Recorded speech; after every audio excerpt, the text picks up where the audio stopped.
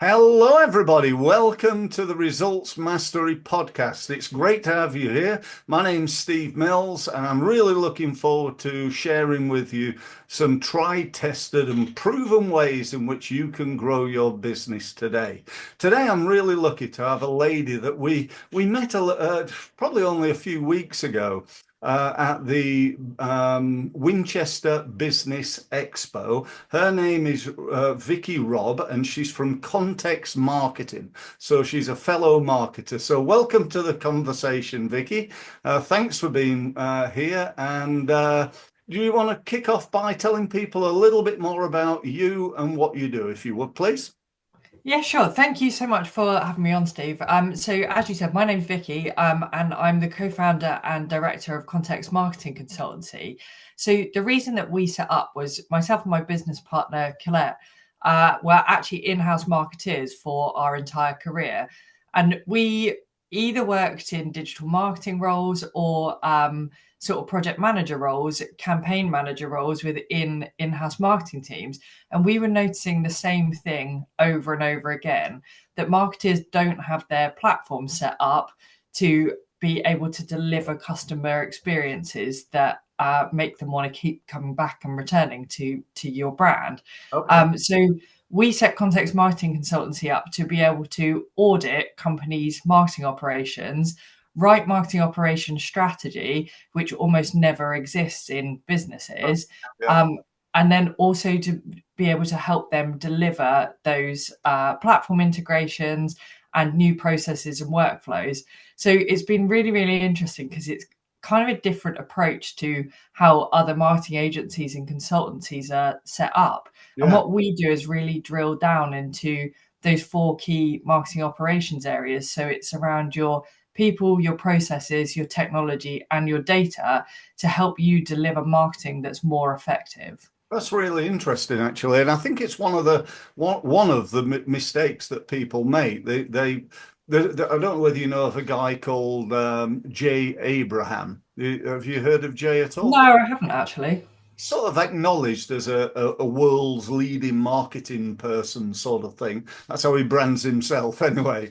But he's somebody I've learnt a lot from, and I always remember him talking about the three ways of growing a business, and that is getting new customers, getting more repeat business, getting people to come back and buy from you more often, and increasing what he called the average unit of sale, the average amount of money each customer spends with you.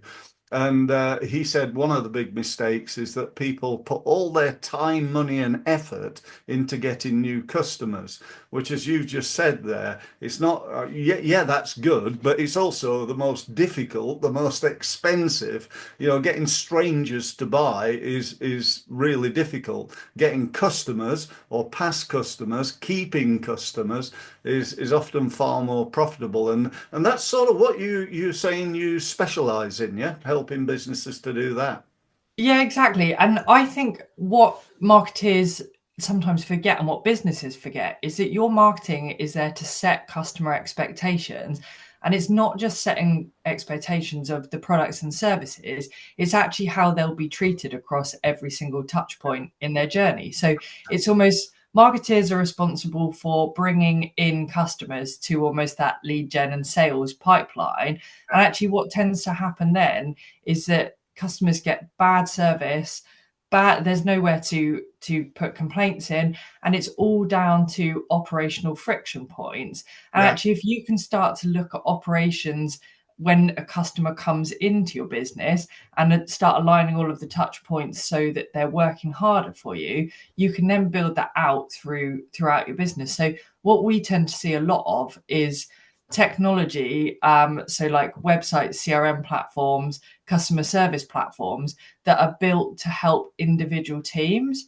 So they're almost like your sales team would use the CRM, your marketing team would use the website, and Yeah. your customer support team would use another platform. It then makes it really hard for you to be able to see where that customer's come from, what their interests and their behaviors are, and then actually keep them on that platform without causing friction and disruption to their journey. And yeah, so we basically specialize in getting your operations to work harder for you to reduce those friction points across your customer journey. that term friction points. There are often times when certainly in the sales process, I perhaps connect to somebody on LinkedIn or wherever. I start to build that relationship. There's an element of know, like, and trust somebody, and then we start communicating backwards and forwards. Perhaps we then meet up. We then go on to maybe a proposal or a sale, and then we keep going in terms of repeat business. But all along that sort of pathway or funnel, there are trip up points, aren't there? Where if we don't get it right, we lose that sale. I remember one client in particular. They were a law firm, quite a big one, like well, for a small business, I think 35, 40 people. So reasonable sized law firm, and they were based in Maidenhead, and they call themselves Maidenhead's leading firm of solicitors. That was their thing, and they were great, I've got to say. By all accounts, they were really good at what they do. Their officers look great, they're very professional people, and so on and so forth.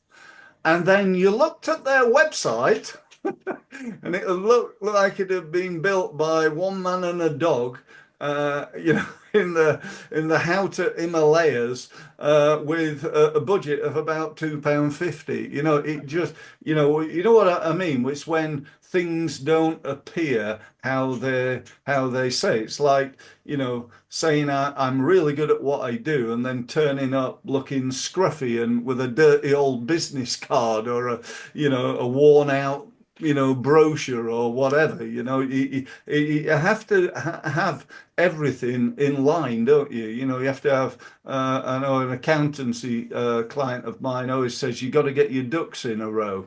Mhm. And that's true, isn't it? If you've got one thing out of place, it could end up costing you a lot of money.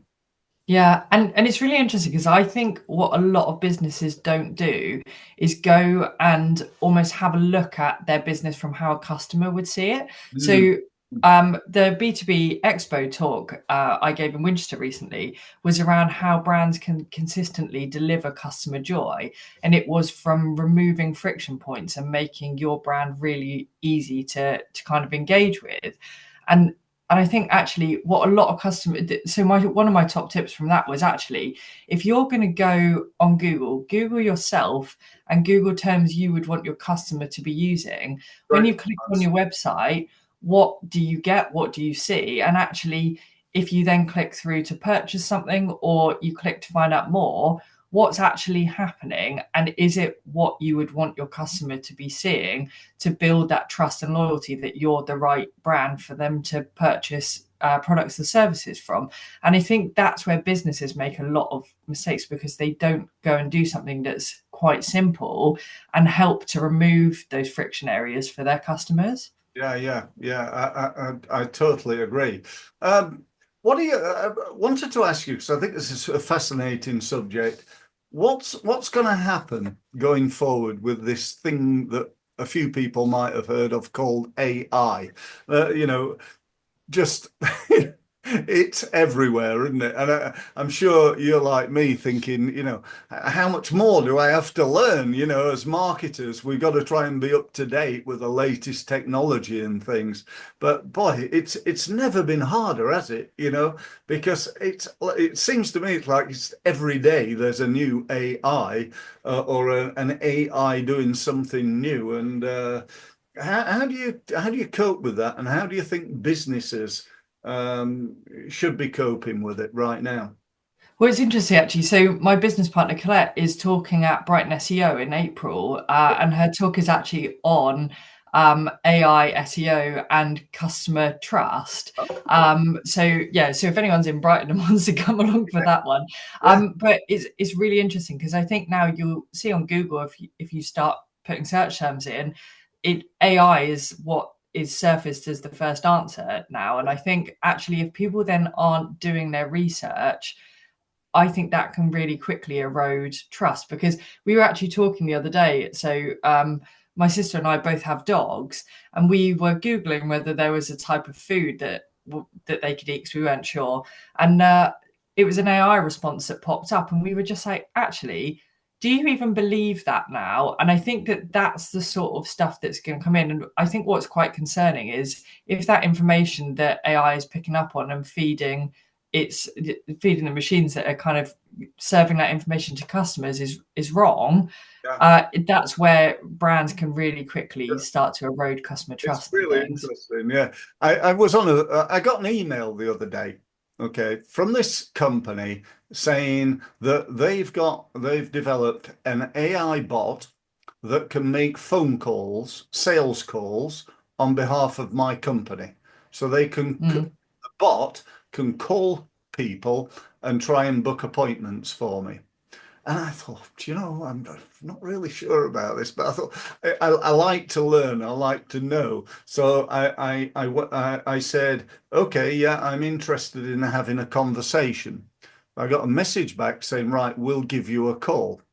So 2 minutes later, I got a phone call and I'm talking to this person and they're saying, oh, whereabouts are you from, Steve? I said, oh, I live on the Isle of Wight. Oh, the Isle of Wight. Yeah, that's really nice over there, isn't it?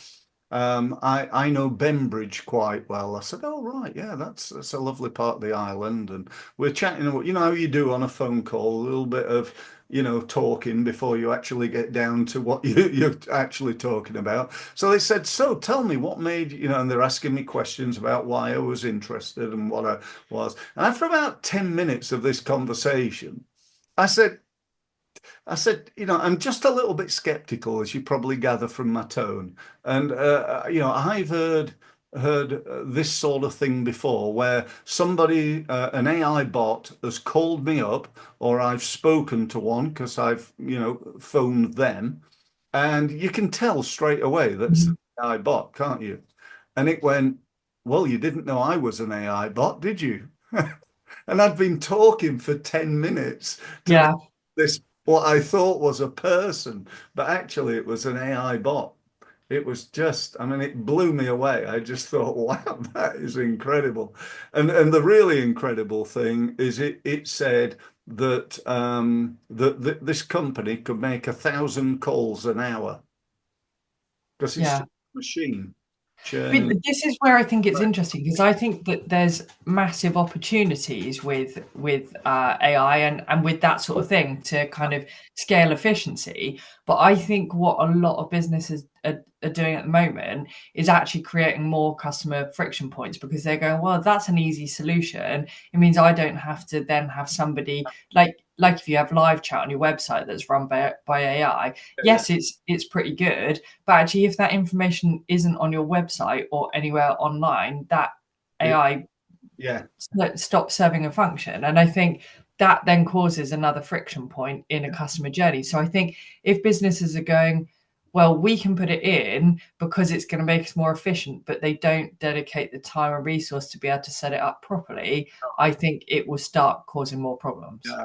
I think you could be right. I really do. And it's for me, one of my little sayings that I have when I talk to my clients is that the more people you speak to, the more money will end up in your pocket. And I really do believe that, with all this, I'm a massive advocate of this digital marketing world. I think it's brilliant. I keep myself up to date. I'm always pushing my clients towards it. But at the same time, I still deep down believe the more money, the more people you speak to, the more money you'll end up in your pocket. So I think the digital stuff is great, Mm, but it needs to, as you suggested, be complemented by the offline stuff, the picking up the phone, and on my mobile, I've got when my screensaver's there, it says "Pick me up and I'll make you money." On my phone, I've got this little thing there, and it's true. It's there. It's a a mobile phone. It's a smartphone. I remember somebody saying it's a smartphone, but if you don't pick it up to make sales, then it's a dumb phone. yeah. Yeah. What are your thoughts, going forward and for if I asked you what are your top, I don't know, top 3 tips that people should do in 2025? Put you on the spot there. What do you? What would they be? Well, so yeah, so I think the first one would be around actually going and having a look at your business as how your customers would see Yeah, you, and right. go through your website and say where are those friction points and what can you do about it? And actually then once you find friction points, it's curating a list so that you can go, actually, do we have a process for what happens? So for example, somebody comes through and they fill out a get in touch form. What do you send that customer when they do that, and who's responsible for picking that up, and what method of technology are you using? So I think what you can start to do is really quickly improve your operations by actually going, well, here's a list of all of these friction points, and here's how we're now going to resolve that by putting a process in place, by putting the right tech in place, and by actually giving somebody that responsibility to be able to do that.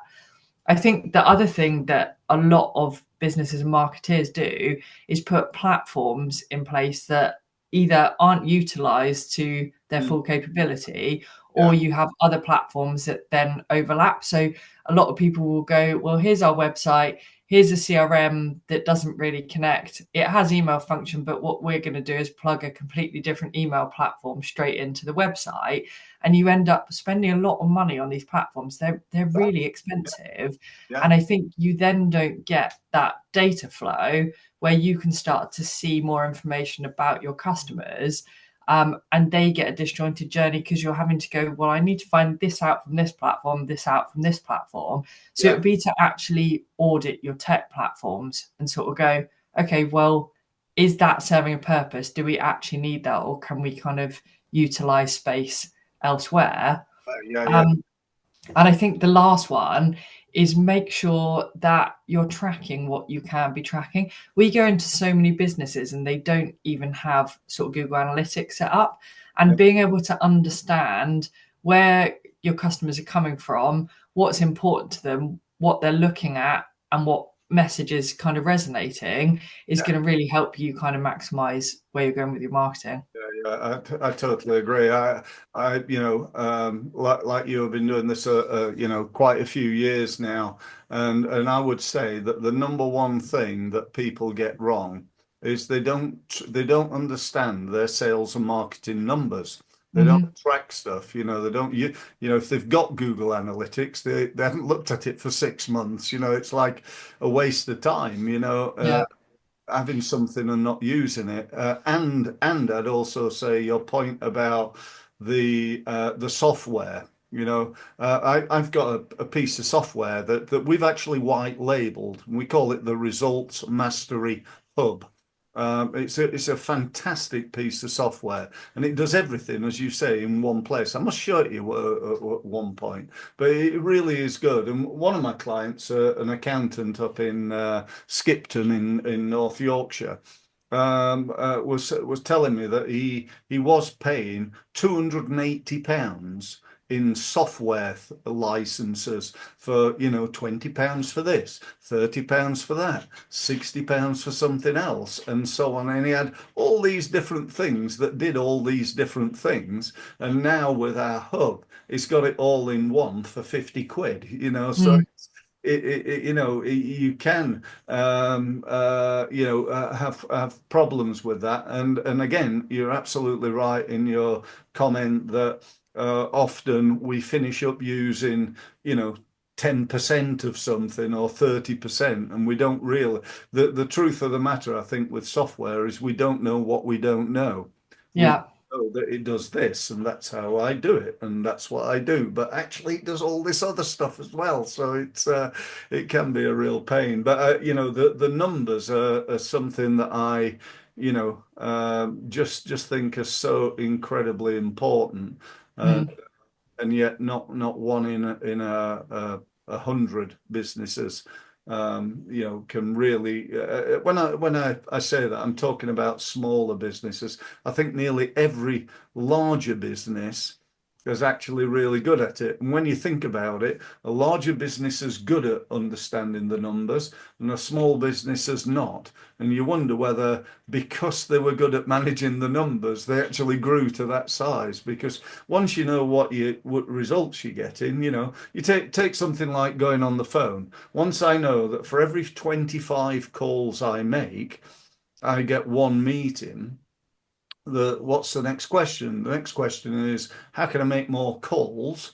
But the question before that is how can I improve my conversion rate? So instead of 1 in 25, I could do 1 in 20, 1 in 15. And that I think is so incredibly important. Don't know what your thoughts are on that. Sorry, I lost you a little bit there. Can you repeat that last bit? Yeah. I sort of said, yeah, if you're making phone calls, sales calls out to people, and you make 25 calls, and that equals one meeting.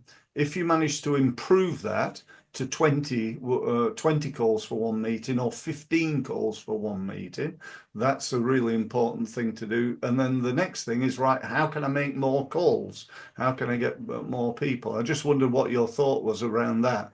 Yeah, it's really interesting because I used to work in-house for a property company, and we were tracking all of that kind of data, and we were just like, so out of every 6 calls we get, one normally turns into an appointment. Right.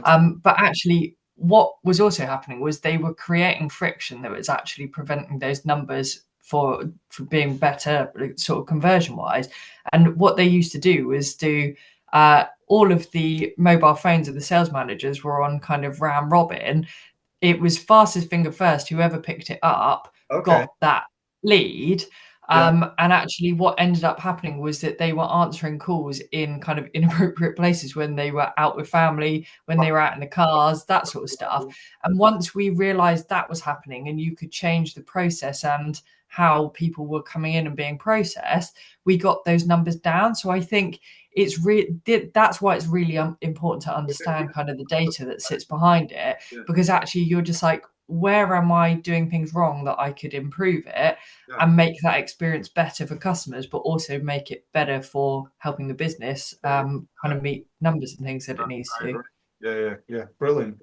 Okay, so we're coming towards the end of our time together. Firstly, thank you to everybody for being here. I really appreciate your time. I know you're all busy, but thank you for sticking with us.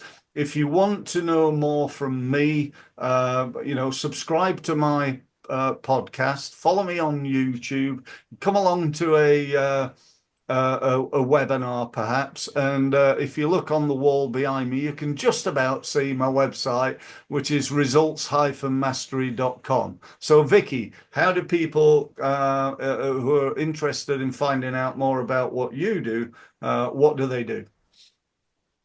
Yeah, visit the website as well. So it's contextmarketingconsultancy.com.